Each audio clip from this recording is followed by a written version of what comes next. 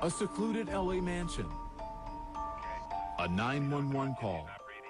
Yes, he's not breathing, sir. Okay, and he's not conscious either. He's not conscious, sir. Okay. A 50-year-old man in distress. That man is Michael Jackson. Michael Jackson, the king of pop. Was taken to the hospital, and there were rumors. He was apparently administered CPR in the ambulance. As the news breaks, Jackson's brothers, Tito and Jermaine, begin to hear grim and troubling reports from loved ones and the media.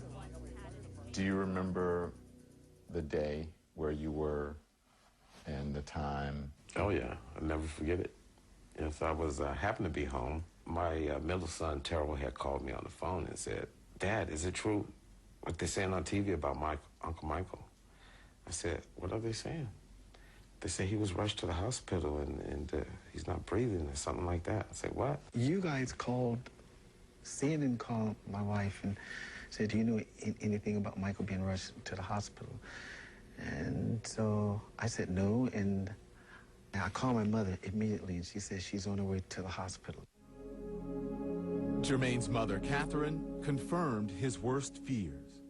She was already at the hospital, and I called her back, and I heard her say, "He's dead."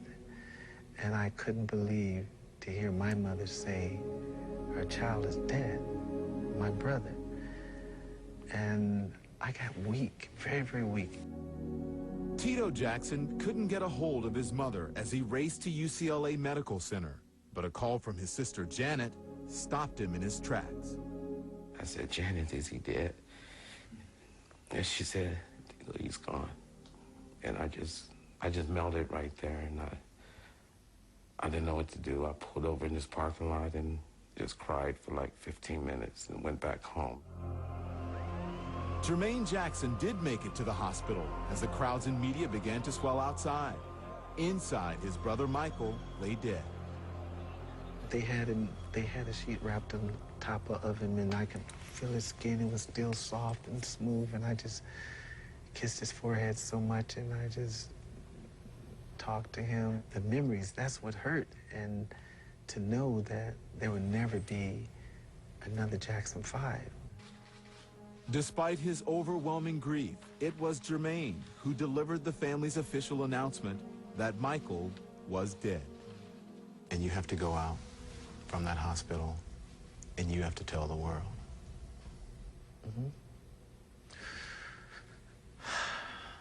I couldn't believe that I was announcing my brother's death for the world.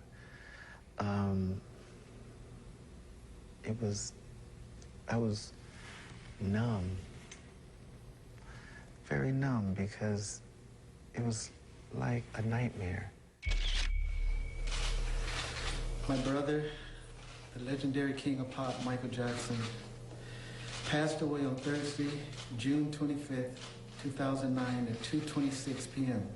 Were you able to see Jermaine do the press conference? I saw it on television. It was sad. I wish I could have been there, but I would have never made it in time. What were you thinking when you saw it? Shocking and hurting and just all type of emotions all hitting you at one time. Today you can't do it without crying? No, still. You know, it's hard. It's really a hard thing because Michael was so special to not just me, but to everyone.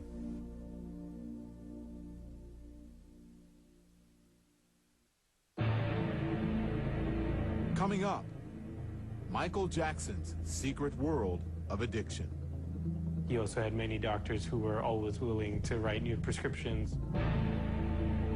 This is CNN Breaking News. Michael Jackson, 50 years old, the king of pop, has died. As news of Michael Jackson's death sent shockwaves around the globe, the search for answers was just beginning. We're just looking for any evidence of foul play or anything like that. Within hours, investigators were on the scene of Jackson's Hollywood mansion. They soon discovered the singer had his own personal pharmacy. Some of the prescription drugs were labeled, many were not. The extent of Michael Jackson's drug use was starting to emerge. Some of his closest friends and family were stunned. I only knew of what he was taking to sleep. That's it. Now, hearing all these other things, which I can't even pronounce the words, I wasn't aware. If that led to dependency on anything else, I wouldn't know. But I'm just saying that every time I saw Michael, he was 1,000% coherent.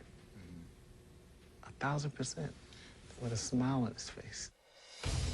Michael's addiction did run much deeper, and many within his inner circle were aware. He certainly wasn't worried about concealing it. Gautam Chopra was a personal friend of Jackson's.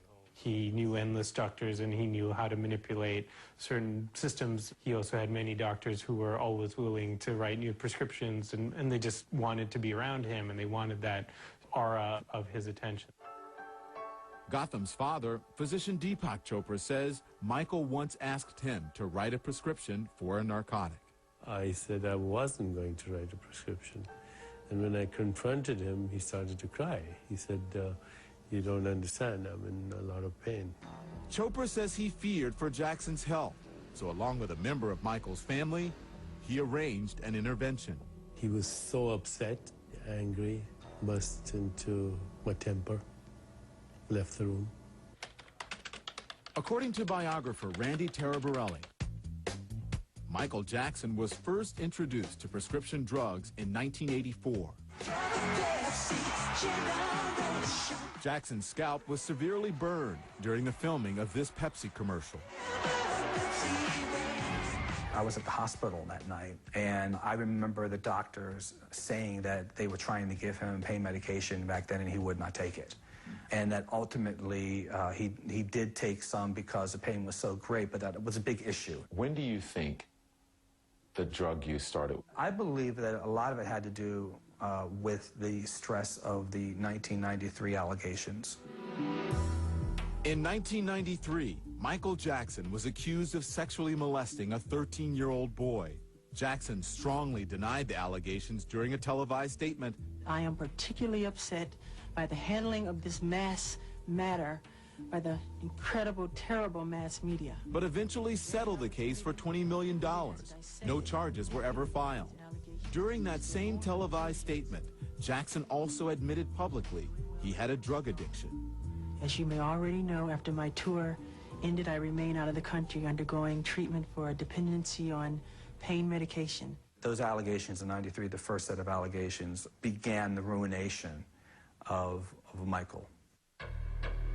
10 years later, more accusations of child molestation. This time, there would not be a settlement. Charges were filed. A highly publicized trial followed. Faced with the possibility of prison, Jackson was in the fight for his life. The stress took a toll, even though he was cleared of all charges. What did you see in his eyes? I could see in his eyes that he was dying, that he was gone already. On verdict day, he was not there. He was so vacant. Following the verdict in 2005, Jackson spent the next 4 years focused on his children. 6 months before his death, Michael Jackson met nurse practitioner Sherilyn Lee. She came to Jackson's home to treat one of his kids for a cold. One day, Lee says Jackson asked her to help him sleep. She agreed to stay over and monitor his sleeping patterns. This is 10:30, 11 o'clock at night. Because I said, call me so I can kind of monitor and see what's going on. So he slept for about 3.5 hours. And then he jumped up. He looked at me with his eyes wide open, and I said, Michael, you okay? He said, yes, but I just want you to see I can't sleep. Lee says Michael requested propofol, a drug few people had heard of. It is a powerful anesthetic that's only used in operating rooms or other clinical settings. Propofol isn't available as a pill. It can only be given intravenously. It puts a patient out almost instantly. I looked at him, and that was the first time I got this chill through my body. And I said, Michael, if you take that medicine, you might not wake up. Weeks later, Lee heard from Michael Jackson one final time. He wanted to see her right away. The singer complained that one side of his body was cold, the other was hot. I said, you know, I can't come, Michael. You need to go to the hospital. You need to go to the hospital. Just 4 days later, Michael Jackson was dead. Michael was a tortured soul. 10 years ago, he said to me, have you heard of this thing that takes you to the edge of the valley of death and then brings you back from there? Next. Why wasn't the doctor there? What happened the last hours of Michael Jackson's life? Why was he left alone? There's a lot of questions.